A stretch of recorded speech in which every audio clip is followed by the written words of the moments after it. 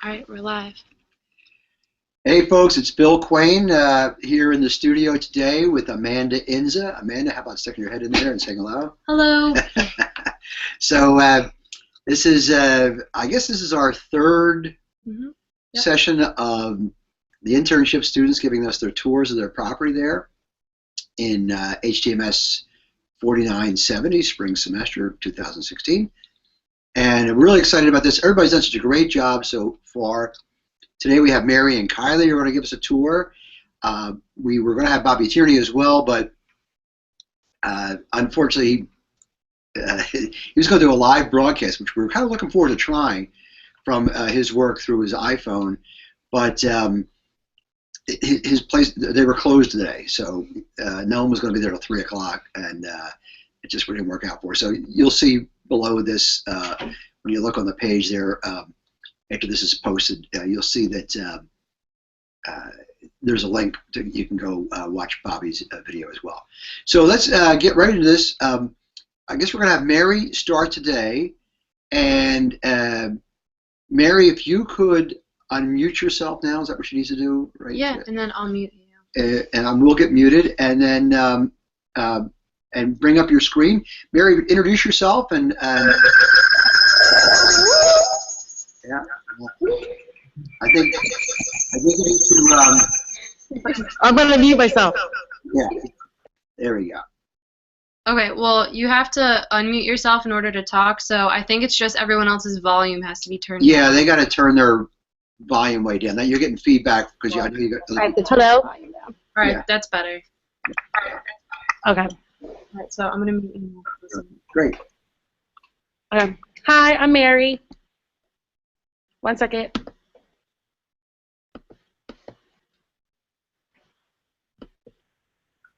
Hi. Hi, Mary. Hi. How do I show the slides out? You can bring your slide. Okay. Great, Mary. We just can't see your... Can you share your screen with us, please? You can see it? We can see your screen, we just can't see I can see it. Oh, now we do. We're good. Okay. So I am a hospitality specialist at the Atlantic City Melting Pot, aka I'm a hostess, but that's the job title, hospitality specialist. We're located at 2112 Atlantic Avenue in Atlantic City, New Jersey. We're affiliated with the Tanger Outlets. Our valet parking is right in between the Ruth Chris Steakhouse and Calvin Klein. We're right in front of Caesars. Great. So this is right when you walk in. This is the front desk. We're standing in the vestibule right now. I'm usually right behind the front desk there, and that's where I will greet you. And then this is from behind. I call it my desk. Right underneath is the menus. The menus are very heavy, and when you have a large party, it's really annoying because you have to bring enough menus for all of them and a wine list. Here's the phones. You can see right there. That's like my book where I put all of where everyone's being seated, and I'm going to explain that further when I do the presentation for my project with the melting pot. So this is the wine room. This is where we keep all of our bottles of wine. This is to the right of the front desk. Everybody always makes a comment about it when they walk in. They always ask to be seated in there. You can see that it's decorated for Easter because I took it the other day. But you cannot be seated in the wine room. There's not enough room for a table. So I'm going to start from the first side of the tables. These are the VIP rooms. There are 7 tables. They each set up to 4 people. This is request only. Sometimes if somebody tells me if they're walk-in or they made a reservation online, that it's their birthday or an anniversary, and I have a table open, I will seat them in the VIP room. It's a closed door. It's very romantic. People love it. Sometimes you walk in on some stuff going on. It's kind of weird. This is table 11. This looks out onto Atlantic Avenue. This is where we hold large parties. It's a 3-burner table, so you can get up to 3 cheeses, 3 cooking styles, and 3 chocolates. It seats up to 12 people. This is requested a lot when a party has a large number. And then the 20s are right next to the VIP rooms, as we can see. The bathroom's right in the background. The 20s seat up to 6 people with 2 burners. There are 2 handicap tables. We're looking at table 25 now, and then 21 is right near the bathroom. That is handicap as well, so we get out of the way. People really do not like to be seated here if they don't need the handicap. People usually do request booths. And that's the same with the 30s and the 40s. They look exactly like this, but they are only 1 burner tables. They're the main artery of that's is usually seated. 31 and 35 are handicap, as I said, and they're 1 burners, and they seat up to 4 people per table. Lover's Lane is 51 through 58. This is 58. We start from the ones in the back, and then you make your way back to 5, or in this case, Lover's Lane, which ends in 8. These are 2-person tables. They're half booth. They're also very romantic. I know a lot of couples like to sit next to each other, but they might feel a little weird in the restaurant. So this, you're forced to sit next to each other. This is also a request that a lot of people have. This is one of the other party rooms. This is 61 and 62. We usually have a wall up in between, but you can take the wall down and hold a bigger party. So this can seat up to around like 20 people, give or take, if you add in extra chairs, but each table is 3 burners, so they have 6 burners. And when I'm trying to find servers, this is where they're usually hiding because we don't have a lot of people in here. They're usually sleeping on the booths or trying to stay away from me because they'll get a table.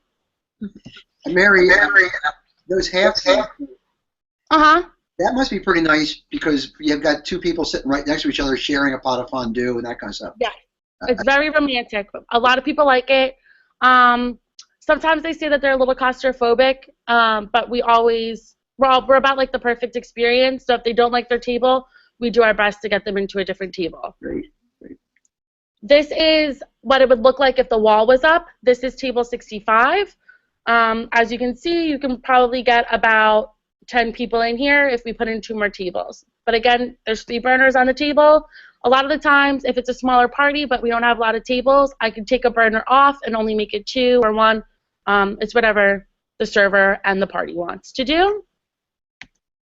And this is a 2-burner table that can seat up to 8 people. Some people don't like this because they do prefer the booth, but here's another one in the party room. And the party rooms can be opened up into one huge large room. Actually, my first day of working, the Stockton Hospitality Society had like a scholarship or something there. Don Albano was there, and they had the entire room for a party. And here's the bar. The bar actually has burners on it as well. We have happy hour Monday through Thursday, 4 to 6:30, and then Friday all day. It's $5 cheese, $5 chocolate, and $5 vodka cocktails. So a lot of people go up to the bar to get that discounted, happy hour. So you can sit up at the bar, a couple people, have a burner there with you to have a fondue in front of you. That's pretty cool. Yep. A lot of the times, if there's a wait, people will just choose to sit at the bar if there's room. And then these tables are in the bar. These face the bar. A lot of people don't like to sit here because it's not in the main dining room. But if it's a busy night and if we have like the band playing, which we have sometimes on Fridays, people do like to be sat in here. You can seat up to 6 people in here with 2 burners. If you put up a chair, you can do a little bit more. Hey, Mary, hold on a second.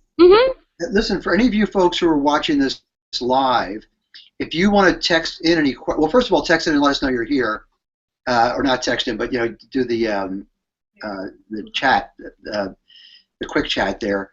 But if you have a question for Mary as you go along, just send a message, and Amanda will make sure to read it out. So, does anybody have any questions for Mary so far that you want to do the live chat with? I kind of think the only people who are on it are in this room. So they might not have any questions. All right. Well, you're doing great, Mary. Are you going to get into the kinds of fondues that you have there and stuff? We have, I believe we have 7 fondues. The cheese fondue, we have the quattro formaggio, which is a 4 Italian cheeses, spinach and artichoke. So if you ever go to like Fridays or Applebee's and get their spinach and artichoke dip, ours is fresh. It's used fresh cheese, fresh spinach, fresh artichokes. It's a lot better. We have the classic Alpine cheese fondue that has like nutmeg in it, and I'm not a fan of it, but it is the classic Alpine, so a lot of people do get that. A lot of people aren't fans of cooking their own food for their entrees, but that is fondue. We get a lot of complaints. Some people like storm out and complain to people outside, like, do you know you have to cook your own food? But that's fondue, and usually if they're a little hesitant when they step up, I'll explain it to them before I put them in the computer to make a reservation. And then the chocolate fondue is the best part. They prepare that table side as well.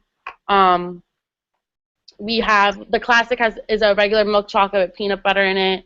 I just get regular milk chocolate, but the dippers include get brownies, blondies, Rice Krispie treats, pineapple, strawberries. I'm trying to think, pound cake, graham cracker coated marshmallows, and Oreo coated marshmallows. And we have a chocolate. It's called Bananas Foster, and it smells awesome. I've never ate it, but it smells really good, so I should try it one time I go in. But it's a fun restaurant. People do it for dates or special occasions usually, so we get a lot of two-top parties. Mm. This is my last slide, and then I just had if anybody had any questions. Perfect. How about some questions? Anybody have any questions that you want to whisper if you're in the same room with Mary, or text in there in the live chat? CJ just asked me how long the waits are on Friday and Saturday. Where you use Open Table, so usually we put an Open Table that it's a 2-hour time period. Sometimes people have to wait like 5 to 10 minutes because people like to sit there after the check is dropped. During restaurant week, we had a 45-minute wait with reservations because with Open Table, they only put it in for an hour and a half, but people were staying for almost 3 hours. So that got a little hectic. We had our regional manager up there with us talking to people and, apologizing. A walk-in wait that day was over an hour and 45 minutes. So you're saying Open Table, the reservation system Open Table. Yes. The longest that they'll hold a table for is an hour and a half? We put it in for restaurant week an hour and a half because there was only a 3-course meal, not 4 courses. So okay. I guess the higher ups thought it would be a shorter dining experience, but people were staying longer than usual, so we were backed up a lot. And we always take walk-ins. We never turn walk-ins away. So we explained to them that it was an hour and 45-minute wait. Some people sat at the bar. Some people just ordered Ruby Tuesdays. But usually we're good with wait. With Open Table, then you get to decide what the average seated time is. Mm-hmm. Yes, it's usually on a regular day. It's about 2 hours.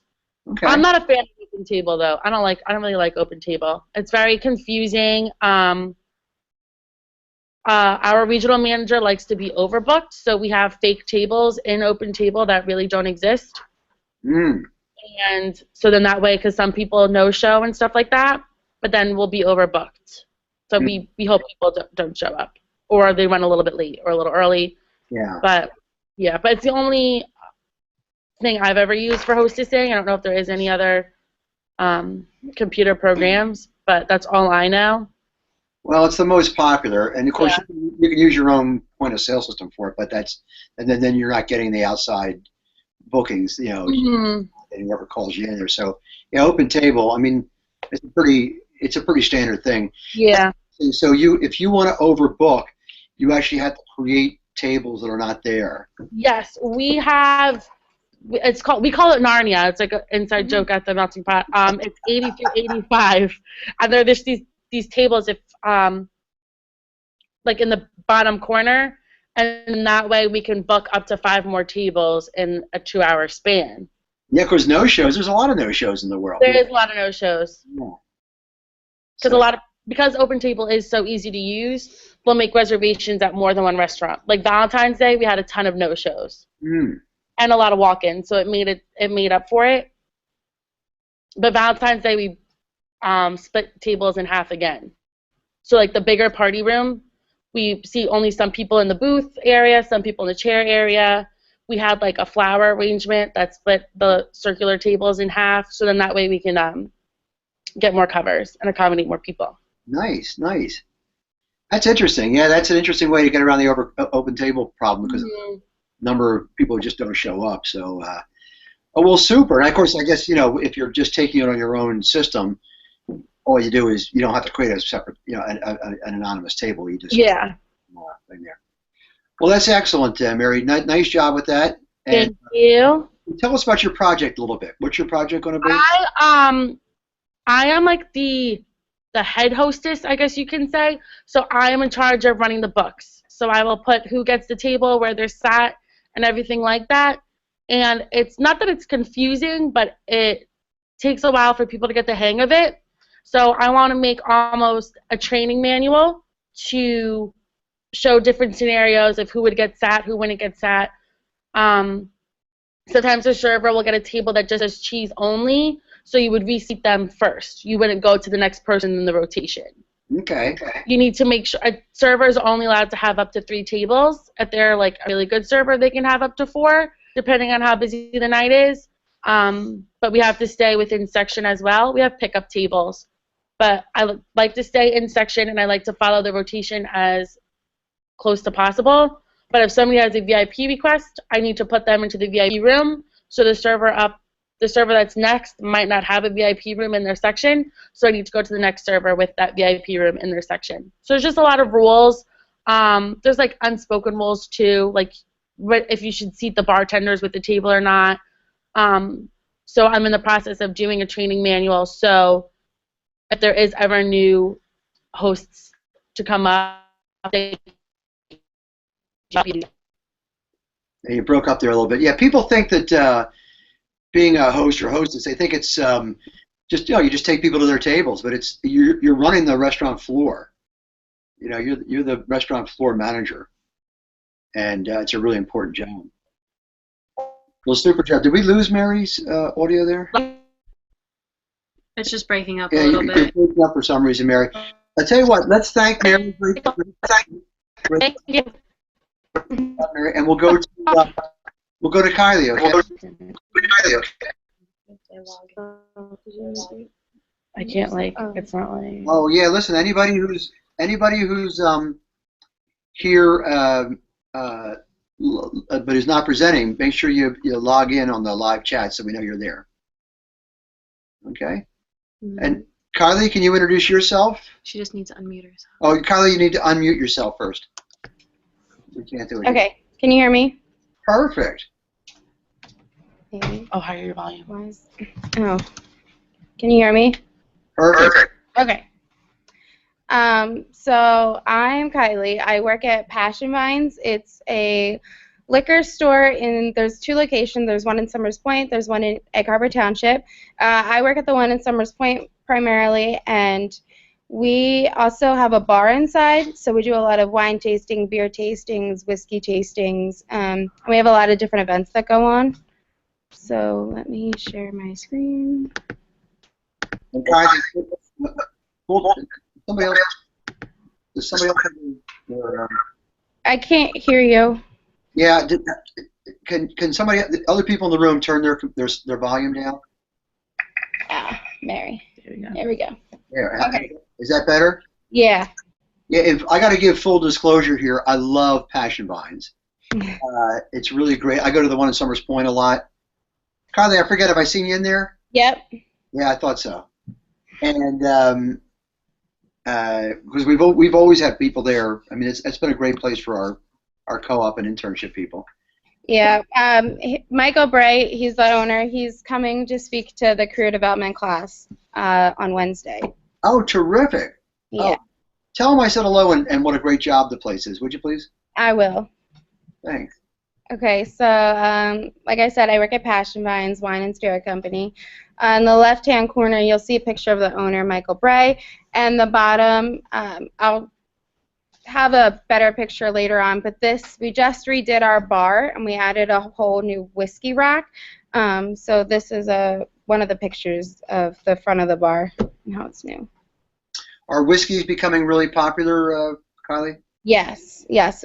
We started off having Whiskey Wednesday, where we have our 2 whiskey experts who work there, and now we have whiskey available at all times with this new rack. So we're all in the process of retraining and relearning different things, but we still will have our Whiskey Wednesdays. Great. So this is a picture of the outside view of the Summers Point location. We're located in a shopping center, so we are surrounded by a nail salon, a laundromat. There's like Big Lots and Kmart and stuff in there. So there's that. For those of you who are interested in a nice night, you drop into Passion Vines. You have a little appetizer at the bar. Do one of the flights they have there, the wine flights, and then pick up a bottle and go. Was it two doors down to Italian Street Pizzeria? Yeah. Mhm. It's a fabulous restaurant. I mean, it sounds like just a little pizza place, but it's the food is the meals there are sensational. Yeah, we order from there a lot. Yeah, it's a BYOB too, so it's a great thing to do. So this is the view of when you first walk in at the door. So you'll see the bar is right in the middle of everything. To the left side is the wine wall, and then I'll show you later on. The right side is the liquor wall. The back right, we just put in a new craft beer box about a couple months ago. So that one's brand new. And then on the left side, we have like our old beer box with just Bud Light, Corona, all that jazz. Okay.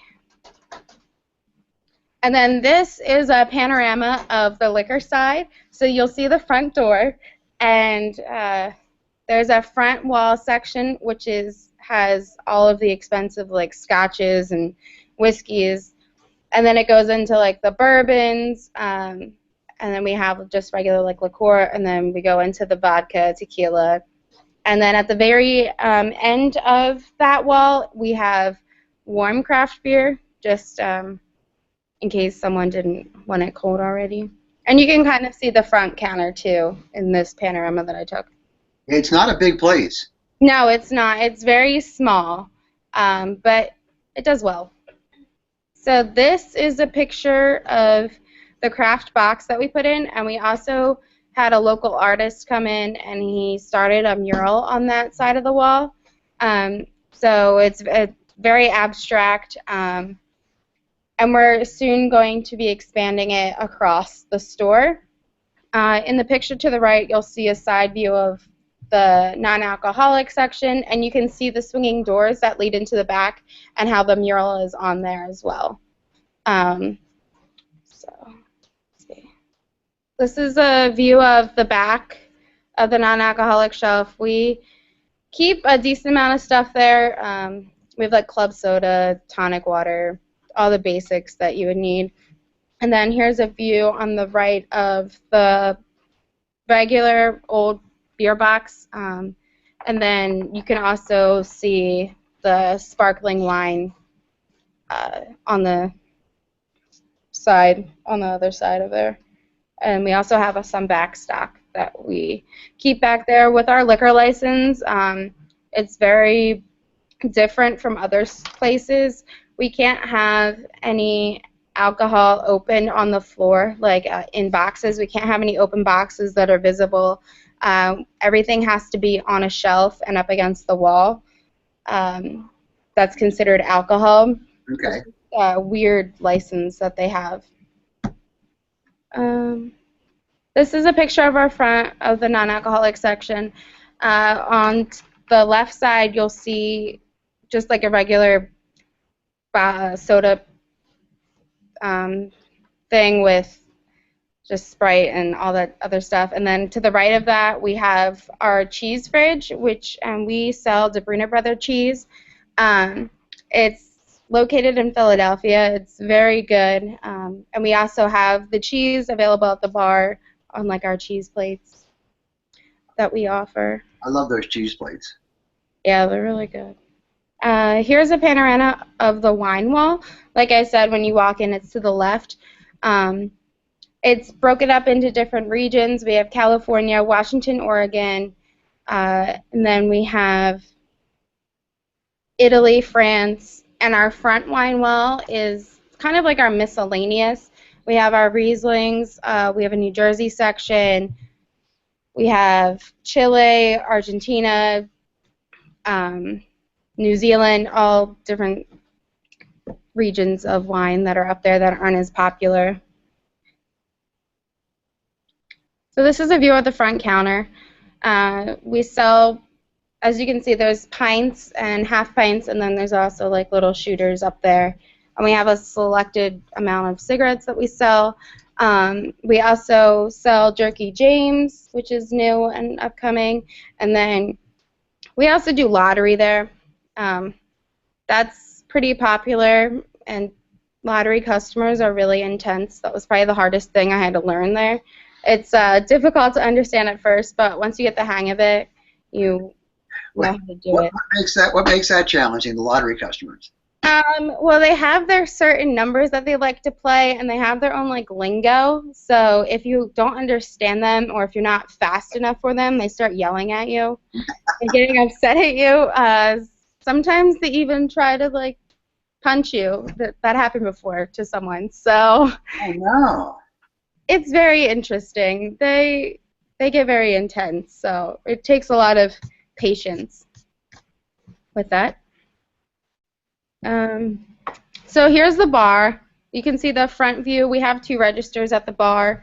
So this is the view of our whiskey rack that we just put in, and then we always have 8 craft beers on tap, and then we also have wine on tap. We have 3 different wines. We have a Moscato, a Prosecco, and we also have a Pinot Noir on tap right now. With the craft beer, it's always changing. Whenever a keg kicks, we always put something new on. You can come in, sit down, you can try a little sample, and we do beer flights, wine flights. You can just have a glass of something. So it's pretty cool. Do you sell beer by the keg, by the small keg, like a 5 gallon? Yeah, we sell certain selection of them. I'm not sure what we sell. Paul is like the beer guy for us, and he has a whole list of different things that we sell for kegs, but we can always look into different ones. So here's a look at behind the bar. It's a little messy right now with all the backstock. So in the upper left corner, you'll see a picture of what it looks like underneath Register 4. We have brown paper bags under there, and then we also have the front wall wines. Our backstock is underneath there. So any extras from a case that we open, we'll put on the ground, on the floor, underneath the register. And then as you walk to your right, you'll see we have our little fridge where we have some single beers like Bud Light and things like that for people who aren't necessarily a craft beer fan. Soon we are going to be replacing this with a smaller fridge, and we're actually getting a dishwasher put in, which will be great because when we have events, I'm usually the one that washes all the dishes. And it can be over, if we have a full bar tasting, which is 30 people and 6 glasses per person, plus water glasses and anything else that they drink while they're there, it becomes a lot of dishes. So. Wow. And then you can also see on the ground underneath the sink, we have the liquor wall. We keep the magnums on the floor there. Any 750s for the liquor is going to be on the very top shelf of the wall. And wine, well, I'll explain that in a minute. Excuse me, Kylie? Yeah? Can you explain what a 750 and a Magnum are to people? Okay, so 750 milliliters is like the standard bottle that you would buy in wine or liquor. The Magnums are like the big bottles, so it could be like a 1.5 liter or 1.75 liter. It depends. It's usually about double. Well, they say it's like double the 750 milliliter bottle.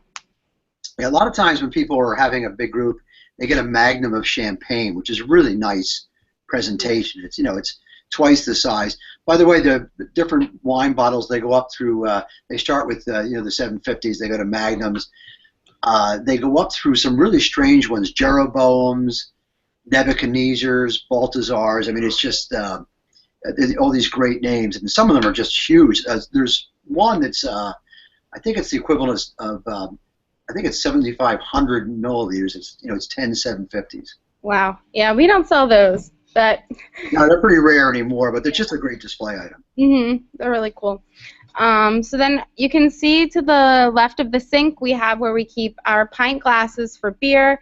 We also have our 4-ounce flake glasses for beer, and they are labeled with our brand on there. So it has PB on there for Passion Brews.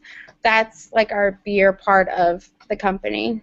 And then we also have whiskey glasses there and just like other miscellaneous things like knives for cutting and all that other stuff. As you keep walking around the bar, you'll go to the wine understock. This is a little messy right now, but basically what it is anything from the third shelf and below you're going to put underneath the bar. So on the top shelves, it goes usually by region or by style of wine. So you usually have like your Cabs together, Merlots together, and we also have Chardonnays on there. And then the bottom is like our Magnums, and that's where we have mostly Yellowtail, Barefoot, Sutter Home, different things like that. So you can see all those wines in the couple of pictures here. And then I have a picture of the wine fridge on the right-hand side in the middle. We always have 8 wines on our wine menu, open at all times, 4 whites, 4 reds. But then also you can see on the bottom shelf we have other wines that are open that are left over from any tastings that we have or off-site events that we do. And they're available to drink at the bar as well. Nice. So this is the picture of the back room. It's very, very small in the back, so it makes keeping everything organized it needs to be kept very organized because we don't have that much space. So when you first walk back through our swinging doors, to the right you'll see the door for the craft beer box that was just put in. So on the right-hand side there's a picture of what it looks like inside our craft beer box. That's where we also keep all of our kegs for the bar as well. And then on the left-hand side, we have all of our Carlo Rossi stacked. And you can see straight back we have like the Woodbridge and the Black Box. And then here is a panorama of our bigger beer box, the original one. As you can see, there's aisles that we make from the beer. So there's usually, this is not a lot of beer that we have in here right now. In the summertime, we get a lot more because we sell a lot more. So this is pretty low. And then here's another back view of the hall.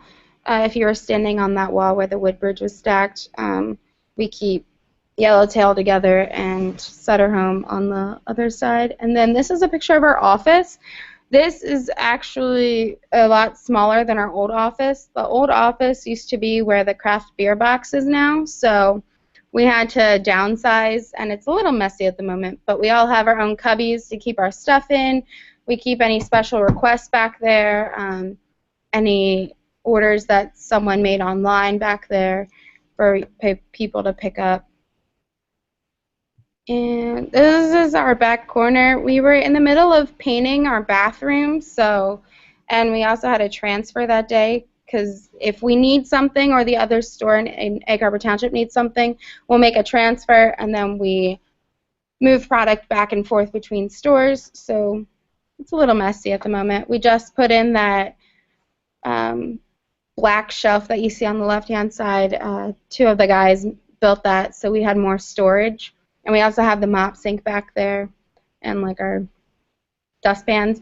And then if you were to go to the right, you'll go out our back door and we have a van there which we do deliveries. We do parties and we'll use the van to deliver to parties to like the Flanders or something. And the bathroom's also in the back. You'll know. I don't understand. You gotta, can somebody turn your volume down? You're breaking up. Yeah, we got. Is there something in your volume? No. No, I'm not sure how. Well, go ahead. Yeah, so is mine. Okay. Well, that's the end of the tour. This is just a little ad I put up on Thursday, this Thursday the 24th at 6:30. We have a tasting. It's Pinelands Brewing and DeBruno Brothers. So it's going to be basically like a tap takeover of all Pinelands beer, and then we're also going to have a DeBruno specialist come in and talk about cheeses and different pairings, and Eddie's going to be there presenting. So it's a really fun event if anyone's interested to come out. It's $25. You can reserve your spot online or you can call the store. It's at 6:30. Yep, 6:30 p.m. It usually lasts about an hour, hour and a half, Nice. depending on the presenter. Sounds great. Any questions for Kylie? Anybody want to tap in a question there? Hey, Kylie, can you talk about growlers for a few minutes? Oh, yeah. So with our bar, we do growler fills. That's basically like it almost looks like a jug, and we fill 64-ounce or 32-ounce growlers. They can be purchased at the store, or you can bring in one that you got from a different brewery. And what it is you bring it in, you see a beer that you like on tap, and then we can fill it up for you, and you can take it home. It lasts a decent amount of time. Once you open it, it's only good for about like 4 days or so, but usually it lasts a good time. It's very, very popular. Yeah, that used to be an old-fashioned way of bringing beer home from a bar, where you take a growler. It looks like a milk can almost. Yeah, it's like a jug. Yeah, my grandfather used to say, down the alley, over the fence, I've got the growler, who's got 10 cents? That was one of his things. He always had a growler, he never had 10 cents. So. Yeah, it's really cool, and actually, since we do have wine on tap, you can get a growler filled with any of the wines that we have on tap. Nice.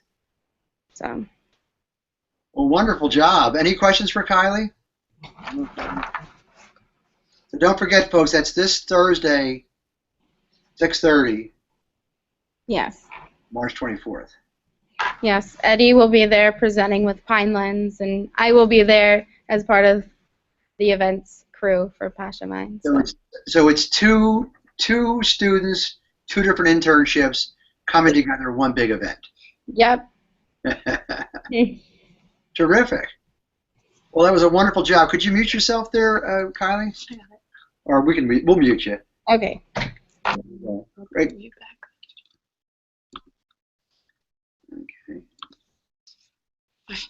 Okay. Well, Mary and Kylie, excellent job. It's really detailed. I'm just so proud of you guys. I mean, it's tough to be on the spot like this, you know. So you did a wonderful job, and I guess we've gone through about 9 students so far for the presentation. So we're getting down towards the end of that. We have people scheduled for next week, do we, Amanda? Yes, I just don't. Okay, well, we'll figure out who they are. And we'll be doing these right through to the end of the semester. We've only got a couple more with the presentations like this.